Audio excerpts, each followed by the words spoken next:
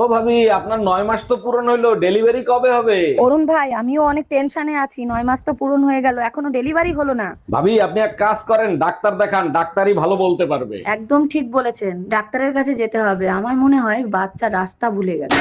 তাই টুম্পা ভাবি তোমারে খুঁজতেছে কেন? লাউডে দিয়ে কথা বলো তো শুনি।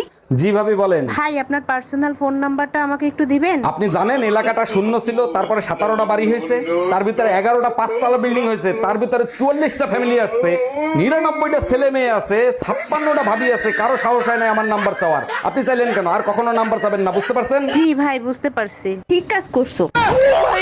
গরমে মানুষ বাসে না, ফ্যান বন্ধ করে রাখছো কেন? কি হয়েছে তোমার? যাতে নাক ঘামে, নাক ঘামলে স্বামীর ভালোবাসা পাওয়া যায়। স্বামীর ভালোবাসা পাইতে নাক ঘামানোও লাগে না, ঠোঁট লাল করাও লাগে না, সুপার না চালাইলেই হয়। ওটা আমাকে দিয়ে হবে না, তুমি ফ্যান ছেড়ে দাও। আমার টাকাতে আমি দারু খাই, তুই বলার কে রে? কি আমার বউরে তোর বাড়ি পাঠাবো? এত বড় কথা তোর? কি ব্যাপার গো, কিটা কি কয়? দেখো না, ও পাচ্ছে তোমারে ওর বাড়ি পাঠা দিতি। কি তুমি দাও তো ফোনটা, আমি কথা করছি। আর দেখ তো এই তুই কিটা রে? জীবনে আর ফোনে ফোন করবি না, থামড়া তোর গাল ছিঁড়ে দেবো, রাখ। ওই কিরা ছিল গো? আসলে আমি ওই মদ টদ খাই বেড়াই না, তাই তোমার বাবা করছিল তোমার ওই বাড়ি পাঠাই দিতি। চাচি, চাচা কোনে গেছে? বাবা, তোমার চাচা তো বিদেশে গেছে, 1 বছর পরে আইবো। ভাবি, আপনি কোনো টেনশন করেন না, যদি কিছুর দরকার পড়ে আমাকে একবার কইবেন, আমি কইতরের নাগাল উড়ে আসমু। জানো, বিয়ের আগে না একটা দোয়া আল্লাহর কাছে প্রচুর করতাম। কি দোয়া করতা? দোয়া করতাম, আল্লাহ সবারই তো বউ আছে, আমার তো একটা বউ নাই, একটা বউ ব্যবস্থা করে দাও। ও, তাহলে আল্লাহ তো তোমার দোয়া কবুল করছে, তাহলে এখন খুশি না? হ, খুশি। এখন আল্লাহর কাছে দোয়া করি, আল্লাহ বিয়ের আগে যে দোয়া করছি, দোয়া করে ভুল করে লাইছি। কি বলছি, তুমি আমার সোনার হারটা দেখেছো? না। দেখবা কি করে? কিনে দিলে তবে তো দেখবা। খট্ট বড় নিবংশ। কই গো, বলছি তুমি আমার আইফোনটা দেখেছো? না। দেখবা কি করে? কিনে দিলে তবে তো দেখবা। খট্ট বড় নিবংশ।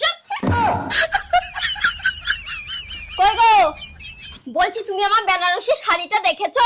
না। দেখবা কি করে? বেনারসি শাড়ি কিনে দিলে তবে তো দেখবা। খট্ট বড় নিবংশ ওলা ওঠো। কই গো, বলছি তুমি আমার স্কুটির চাবিটা দেখেছো? না। দেখবা কি করে? স্কুটি কিনে দিলে তবে তো দেখবা। খট্ট বড় নিবংশ।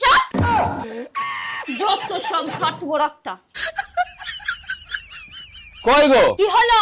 বলছি, তুমি আমাকে কোনদিন শান্তিতে থাকতে দেখিছো? না। দেখবা কি করে? শান্তিতে থাকতে দিলে তো তবে তো দেখবা। কি বললে?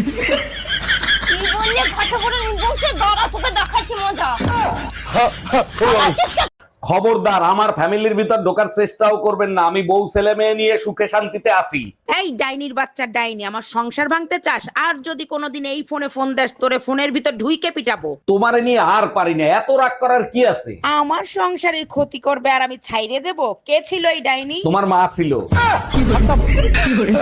সব কাপড় চোপড় নোংরা, কার বালছেরো ঘরে বসে? একদিন কাপড় কাচিনি, তার জন্য এত কথা। আজকেই বাপের বাড়ি চলে যাব। আরে যা, কে বারণ করছে তোরে?